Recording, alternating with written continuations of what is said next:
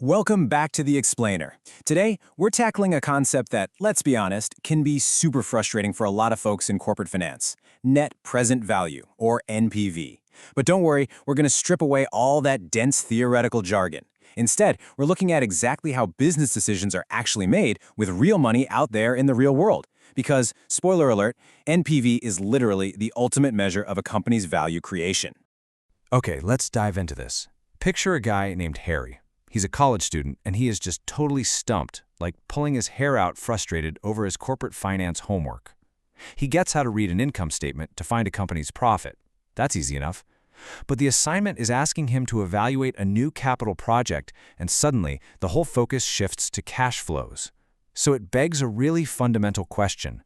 When you're making big investment decisions, what actually matters more? Is it profits or is it cash flows? Well, Harry happens to have a seasoned CFO for a dad. And instead of just giving him some dry textbook answer, his dad decides to give him a reality check. He sets up this totally relatable scenario. He says, Harry, imagine you get a job, and your new employer announces that they just had a year of record profits. Great, right? But then they say, actually, we don't have enough cash on hand, so we're going to have to delay your salary by a month. How would you feel about that? Harry's immediate, panicked reaction is, oh no, how am I going to pay my Netflix subscription then, right? Followed very quickly by, stressing out about how he's going to pay his rent and buy groceries. It's kind of funny, but it hits the nail right on the head. It proves a serious fundamental truth in business. Money has to be tangible. It literally has to be sitting in the bank when your bills are due, not just floating around as some promised number on a piece of paper. So the crucial point is exactly what his dad tells him next.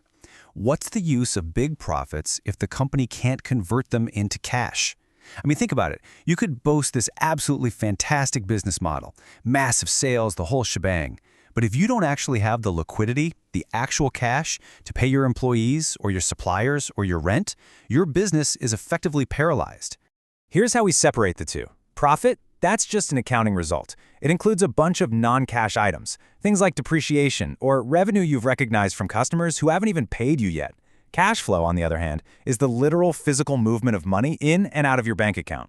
As you can see, a company can easily show massive accounting profits for the quarter on paper, but still completely struggle to survive if they don't have the actual cash on hand when the bills come due. And this right here is exactly why financial managers absolutely insist on converting those accounting profit numbers into hard cash flow estimates before they ever decide to invest in a project. Think about who they answer to. Investors, they get paid dividends with actual cash, not accounting profits. The banks, they expect debt obligations to be serviced with hard cash payments. At the end of the day, projects ultimately succeed or fail based on their ability to generate cash, period.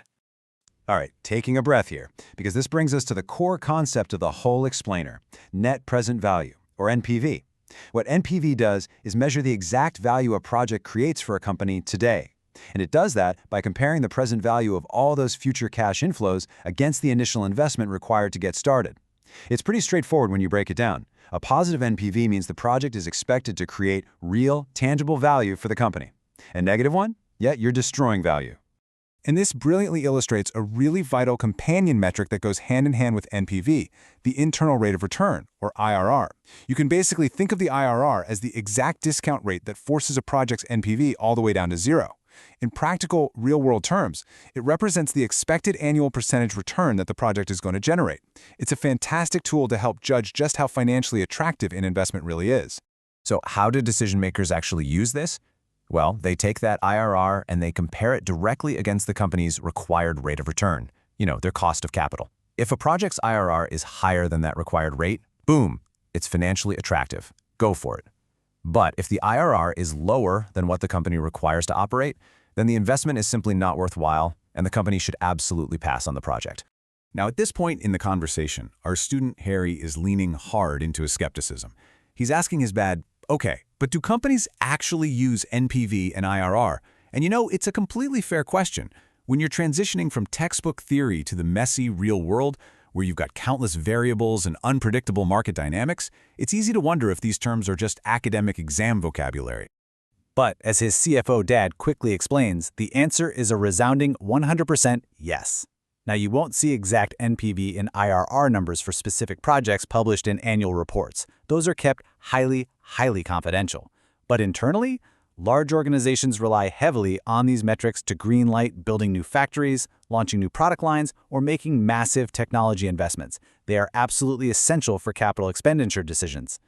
Let's move to and see how this builds.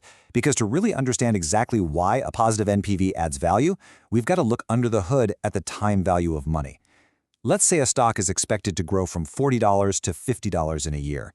Is $50 next year worth the same as $50 sitting in your hand today? No way. Money today is always worth more. So, future cash flows actually have to be mathematically discounted to reflect their true, lesser value in today's terms. Let's walk step by step through a really practical investment analogy from his dad. This is actually the exact moment where Harry finally has his big aha moment. Step 1. A company decides to invest exactly $1 million today to start up a new project. Step 2.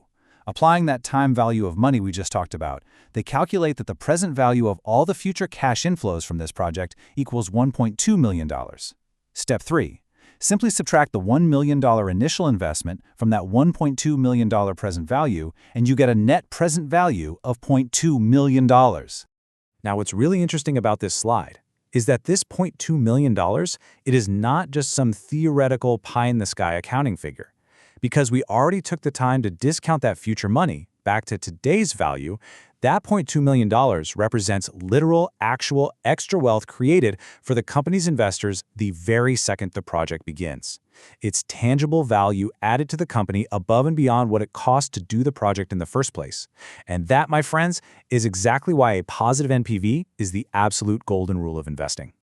So, by the end of this whole father-son conversation, that huge gap between classroom theory and business reality totally closes. Let's summarize our 4 key takeaways here. First, profit is completely misleading if it doesn't eventually convert to cash. Second, actual cash flows are what must drive your project evaluation. Third, NPV and IRR aren't just textbook fluff. They are widely used for real-world capital investments.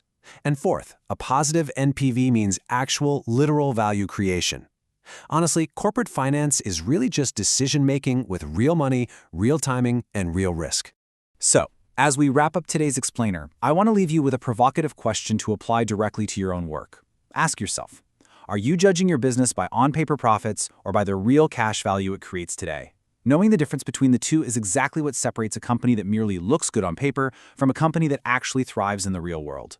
Keep that in mind the very next time a major project proposal lands on your desk. Thanks so much for hanging out with us, and I hope you're now feeling totally ready to tackle your own financial decisions with confidence.